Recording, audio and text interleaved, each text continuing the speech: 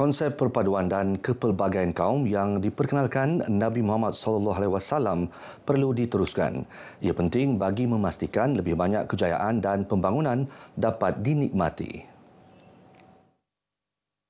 Mengambil contoh peristiwa hijrah, Ketua Menteri Datuk Seri Panglima Haji Jinor berkata, penyatuan kaum dalam peristiwa ini membawa perubahan besar dalam pelbagai aspek.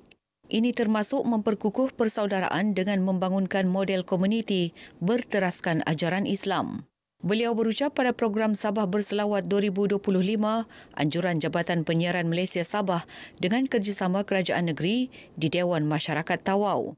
Teks ucapannya disampaikan Pembantu Menteri kepada Ketua Menteri, Datuk Nizam Abu Bakar Titingan. Kerajaan negeri sentiasa menyokong dan bekerjasama dengan RTM dalam penganjuran program Sabah Berselawat serta program-program keagamaan lain.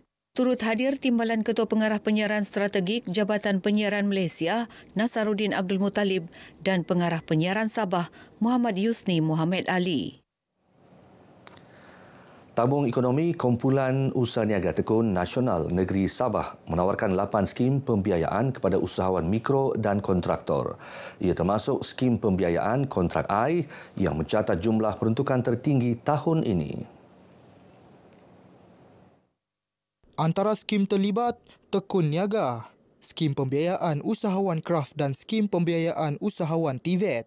Menteri Pembangunan Usahawan dan Koperasi Datuk Iwan Benedik berkata bagi tahun ini, skim pembiayaan kontrak air diperuntukkan 71.28 juta ringgit, menjadikannya skim tertinggi dari segi jumlah pembiayaan. Beliau berkata demikian selepas menerima taklimat prestasi dan pencapaian Tekun Nasional Negeri Sabah daripada pengurus Tekun Sabah Himin Osumping di Kota Kinabalu.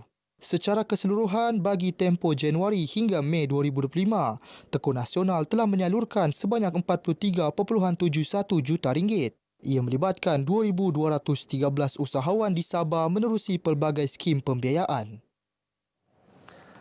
Sabah berpeluang meraih pelaburan dan kemasukan pelancong baru dari Asia Tengah.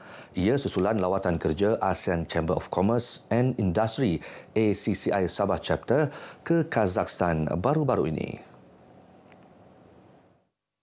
Lawatan 3 hari diketuai yang dipertuannya Datuk Nordin Ining membuka potensi kerjasama dalam pelancongan, pelaburan, pendidikan dan pelancongan kesihatan. Dalam satu kenyataan di Ibu Negeri, Datuk Nordin menjelaskan Kazakhstan berminat menjadikan Kota Kinabalu dan Semporna sebagai destinasi pelancongan utama rakyatnya. Ia susulan penerbangan terus Almaty Kuala Lumpur yang kini beroperasi 4 kali seminggu. Dalam sektor pelaburan, Kazakhstan membuka peluang kepada syarikat Malaysia menyertai projek bernilai tinggi seperti pemprosesan sisa mineral, kilang EV dan lapangan minyak. Turut dibincang kerjasama dalam bidang pendidikan termasuk pertukaran pelajar dan pembangunan teknologi kewangan. Rakyat Kazakhstan juga semakin memilih Malaysia termasuk Sabah untuk rawatan kesihatan. Menurut Datuk Nordin, ACCI Sabah akan menyelaras tindakan susulan dan menggesa semua agensi serta pemain industri di Sabah agar bertindak proaktif merebut peluang ini. Amanah Raya, institusi amanah milik penuh kerajaan, terus memperkukuh peranannya dalam usaha meningkatkan kesedaran rakyat Malaysia terhadap pentingnya perancangan pewarisan dan amanah.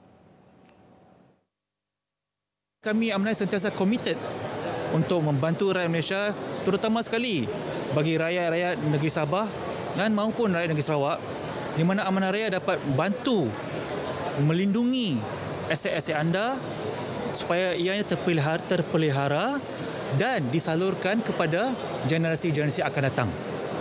Itu saja. Itu mandat kami. Di Sabah, Amanah Raya giat menjalankan inisiatif memperkemas prosedur undang-undang sedia ada bagi memudahkan rakyat negeri ini mentadbir pusaka mereka. Ia termasuk kerjasama strategik dengan agensi negeri dalam menyelaras klausa undang-undang yang berkaitan. Sementara itu, Ketua Pegawai Eksekutif Amanah Raya Trustees Zainuddin Suhaimi berkata, Amanah Raya turut menawarkan perkhidmatan korporat khususnya dalam pemegangan amanah untuk penerbitan bon dan sukuk. Kalau dari segi korporat, memang agensi ini memang sedar keperluan pemegang amanah untuk korporat ni. Baru-baru ni saya ada berbincang dengan Sabah Energy for example. Dia buat masa ini kita telah pun diberi mandat untuk menjadi pemegang amanah untuk sukuk yang bakal dikeluarkan dekat negeri Sabah ini. Majlis Ihtifal Ilmi mampu memperkasa ilmu agama dalam kalangan pelajar sekolah. Justru Pembantu Menteri Pembangunan Luar Bandar Samad Jamri mahu penganjuran program diselaraskan di semua peringkat. Usaha itu mampu meningkatkan kebolehan, kemahiran dan daya saing pelajar terlibat. Dalam masa sama meningkatkan iltizam warga pendidik untuk meningkatkan pencapaian pelajar.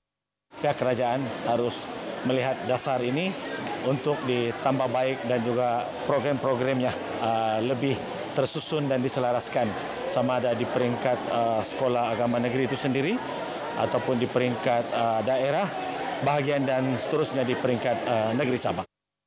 Beliau menyatakan demikian kepada RTM dalam Majlis Ihtifal Ilmi Sekolah Agama Negeri peringkat bahagian Sandakan tahun 2025 di Beluran.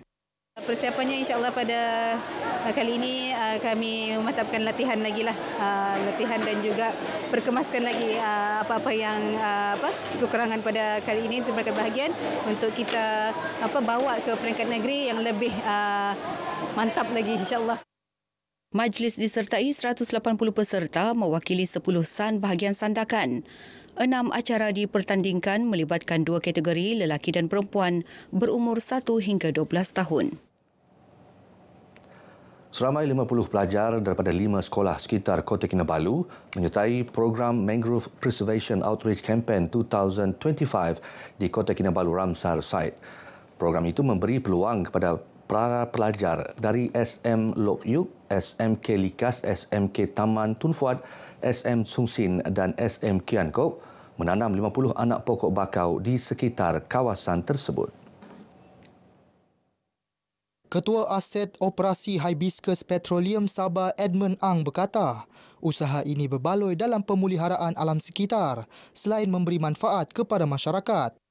We find that supporting this cause really makes a lot of sense. And I think to understand mangrove better, I think the whole community has to know about it. If you want to inculcate something into a community, it's always good to start with the people young. Pokok bakau antara elemen kritikal dalam ekosistem biodiversity yang turut menyumbang dalam mitigasi perubahan cuaca. Sementara itu, Presiden Sabah Wetland Conservation Society Datuk Zaini Abdul Aukasa memuji inisiatif ini. The whole purpose is to collaborate in enhancing awareness and of mangrove conservation and also of protection and conservation of mangrove, and the involvement here in particular of the school children, the young generation who are going to inherit this place for us.